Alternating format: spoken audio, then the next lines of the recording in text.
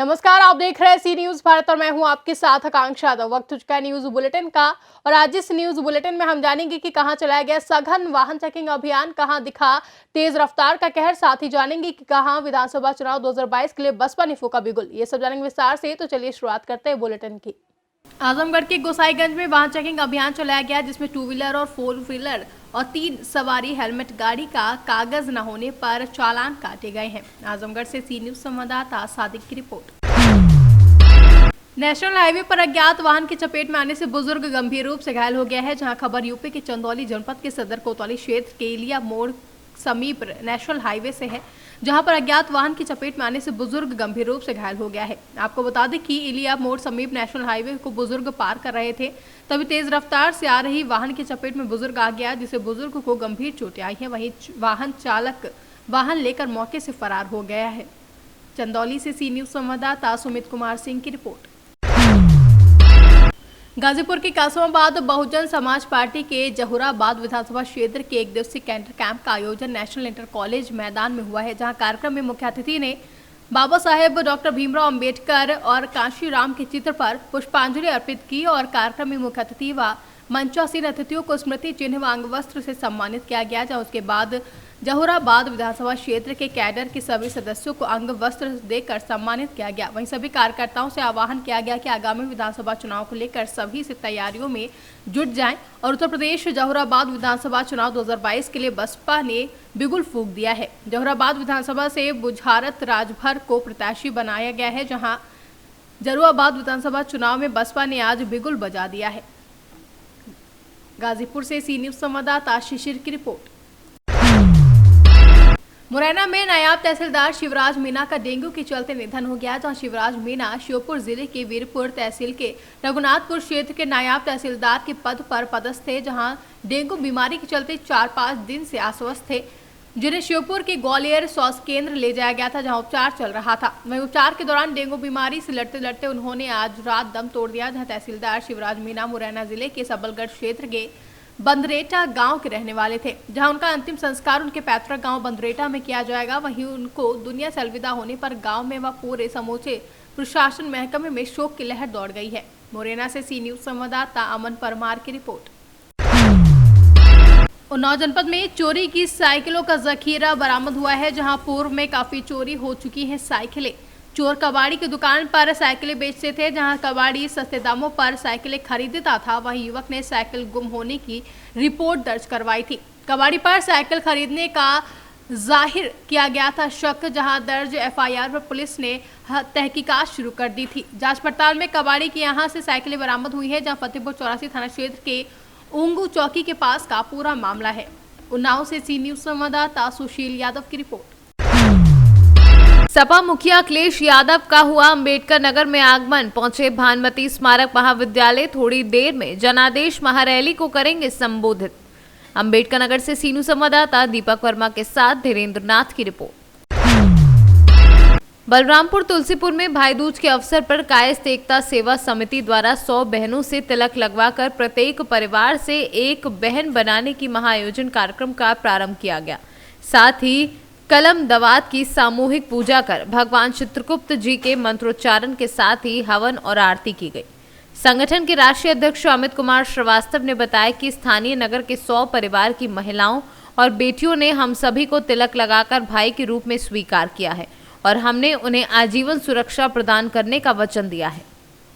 संगठन के राष्ट्रीय वरिष्ठ उपाध्यक्ष रमेश चंद्र श्रीवास्तव, महासचिव कांति प्रसाद श्रीवास्तव, उपाध्यक्ष विजय कुमार श्रीवास्तव, संजय कुमार श्रीवास्तव, सचिव मधुप श्रीवास्तव व अन्य लोगों ने बहनों से तिलक लगाकर उनकी सुरक्षा करने का वादा किया। इस अवसर पर देवी पाटन मंडल अध्यक्ष नंदिनी श्रीवास्तव के नेतृत्व में सैकड़ों महिलाओं ने कार्यक्रम में हिस्सा लिया एवं भाइयों को मिठाई खिलाकर तिलक लगाकर लंबी उम्र की प्रार्थना की। बलरामपुर से सीनू संवाददाता अनुराग श्रीवास्तव की रिपोर्ट। झांसी जिले के मऊ रानीपुर तहसील में प्रतिदिन हजारों का जुआ खेला जा रहा है। नगर के मोहल्ला में जुआ खेलने वालों की आए दिन लड़ाई झगड़ा होता ही रहता है।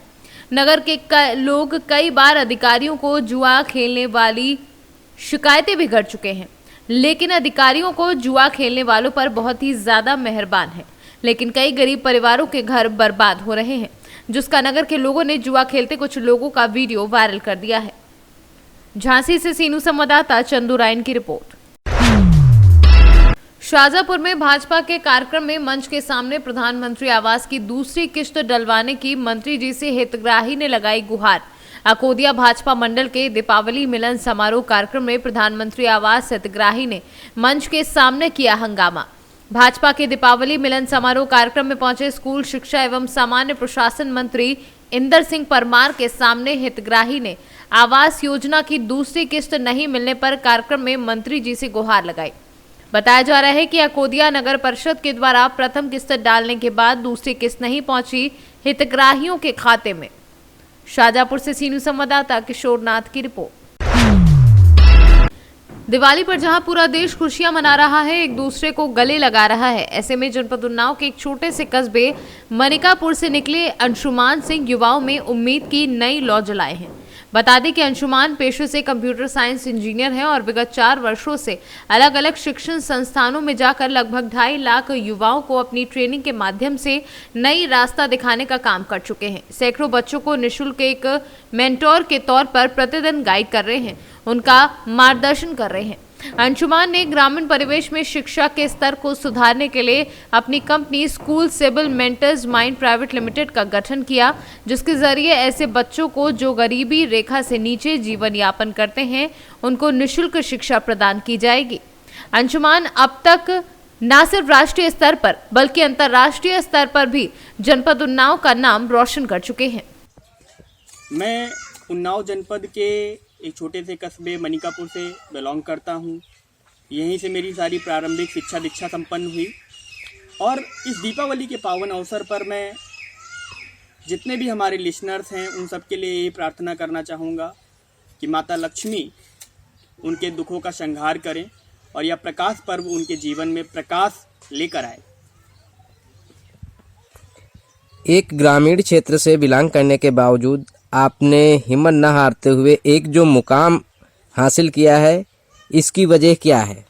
इसकी वजह यही यहाँ के जो हजारों हजार नागरिक हैं जो यहाँ पर गंगा कल्याणी क्षेत्र में अपना जीवन यापन कर रहे हैं, जो पूरे भारत से कहीं ना कहीं से किसी भी माध्यम से जुड़े हुए नहीं हैं, उन सब का डेवलपमेंट हमें करना है, विकास करना है, उनके बारे में हमें सोचना है, उनकी आवाज़ को हमें बुलंद करना है और वो सारी सुविधाएं जो उनके लिए केंद्र सरकार और प्रदेश सरकार मुहैया करा रही है, उनको उन तक पहुंचाना है। इन सभी चीज़ों को ध्यान में रखकर हमने अपनी यात्रा शुरू करी और लगभग 4 से 5 साल हो गए हैं। हमसे जो भी चीज़ें हो पा रही हैं, हम अपने स्तर से उनको हर ज़रूरतमंद तक ले जाने का प्रयास कर रहे हैं। आप इस समय किस क्षेत्र में और क्या कार्य कर रहे हैं? मैं अभी यशस्वी प्रधानमंत्री नरेंद्र मोदी जी के स्टार्टअप इंडिया से प्रेरित होकर startup India stand up India के लिए काम कर रहा हूं और हमारा मिशन यह है कि जो हमारा युवा है, जो हमारा उत्तर प्रदेश का युवा है, हमारा उत्तर प्रदेश जनसंख्या की दृष्टि से भारत का सबसे बड़ा राज्य है और बिना उत्तर प्रदेश के विकास के, बिना उत्तर प्रदेश के डेवलपमेंट के हम भारत का विकास नहीं सोच सकते हैं। स्टार्टअप इंडिया से आप कितने छात्रों को जागरूक कर चुके हैं? अभी तक लगभग 2.5 लाख बच्चों को, मैं पूरे भारत के 2.5 लाख युवाओं को मैं ट्रेनिंग दे चुका हूं और लगातार बच्चे हमारे साथ जुड़ रहे हैं। कैसे वो अपने व्यवसाय को, अपने आइडिया को मूर्ति रूप दे सकते हैं, कैसे वो अपनी इस आइडिया को, इमेजिनेशन को रियलिटी में कन्वर्ट कर सकते हैं, क्योंकि आने वाला समय यशस्वी प्रधानमंत्री जी का को इमेजिनेशन को रियलिटी में कन्वर्ट कर सकते हैं, क्योंकि आने वाला समय यशस्वी प्रधानमंत्री जी का सपना है आत्मनिर्भर भारत। उनका सपना है $5 ट्रिलियन इकोनॉमी। आज भारत हर मामले में अपना परचम लहरा रहा है। आज बदलता भारत है, सशक्त भारत है, सक्षम भारत है। देश के यशस्वी प्रधानमंत्री जी के प्रयासों से हम लोगों ने वैश्विक कोरोना महामारी पर विजय प्राप्त करी है। विगत कुछ दिनों पूर्व ही लगभग 100 करोड़ का आंकड़ा, जो बहुत बड़ा आंकड़ा है, कोविड वैक्सीनेशन पे हमने 100 करोड़ का आंकड़ा पार किया है और इस वैश्विक महामारी में भारत ने फिर साबित किया है कि हाँ, भारत एक यूनाइटेड भारत है और इस पूरी स्ट्रेंथ के साथ 125 करोड़ जो भारतीय नागरिक हैं उन सबके प्रयासों से हम लगातार बदलाव की ओर अग्रसर हैं। स्टार्टअप एक ऐसा क्षेत्र है जो लगातार नए नए कीर्तिमान स्थापित कर रहा है। आज हम स्टार्टअप की दुनिया में लगभग तीसरे पावदान पर हैं। सिर्फ 2 देश ऐसे हैं जो हमसे आगे हैं। लगातार यूनिकॉर्न्स की संख्या बढ़ रही है। जितने भी लिसनर्स हैं उनको मैं बताना चाहूंगा, यूनिकॉर्न का मतलब होता है ऐसा स्टार्टअप जिसकी वर्थ लगभग $1 बिलियन होती है। आज भारत यूनिकॉर्न्स के मामले में तीसरे पायदान पर खड़ा है। तो हमें यहाँ पर छोटे छोटे ये जो लघु और मध्यम जो उद्योग हैं इनको आगे बढ़ावा देना होगा। जो लोकल फॉर वोकल, इसकी आवाज को बुलंद करना होगा। आपके अंदर स्टार्टअप इंडिया का विचार कैसे उत्पन्न हुआ? हमारे अंदर स्टार्टअप इंडिया का विचार जब यशस्वी प्रधानमंत्री जी ने startup India stand up India योजना की शुरुआत करी और इस startup India stand up India योजना के तहत लगातार युवा जुड़ रहे हैं। आज बदलता भारत है।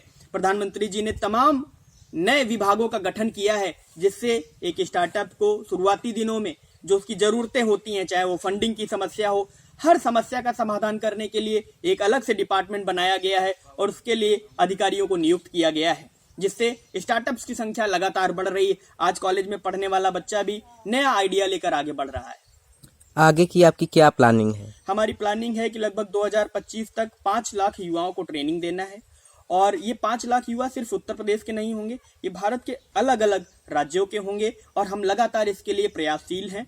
हमने एक अपना ऑफिस दिल्ली में स्टेबल करके रखा हुआ है। दिल्ली में हमें स्टेबल करने का हमारा यही उद्देश्य था कि दिल्ली भारत का कैपिटल है, भारत की राजधानी दिल्ली है। वहां से हम सिर्फ उत्तर प्रदेश ही नहीं बल्कि अलग अलग राज्यों पर भी फोकस कर पाएंगे। हम दिल्ली में एक्टिव हैं। आने वाले दिनों में हम कानपुर और जितने भी बड़े बड़े हमारे शहर हैं वहां पर भी हम जा रहे हैं, वहां के युवाओं को ट्रेनिंग दे रहे हैं। उन्नाव से सीनू संवाददाता सुशील यादव की रिपोर्ट। फिलहाल के लिए बुलेटिन में बस इतना ही। देश और दुनिया की तमाम बड़ी खबरों के लिए बने रहे सी न्यूज़ भारत के साथ। हर खबर आपके साथ, आपके हाथ।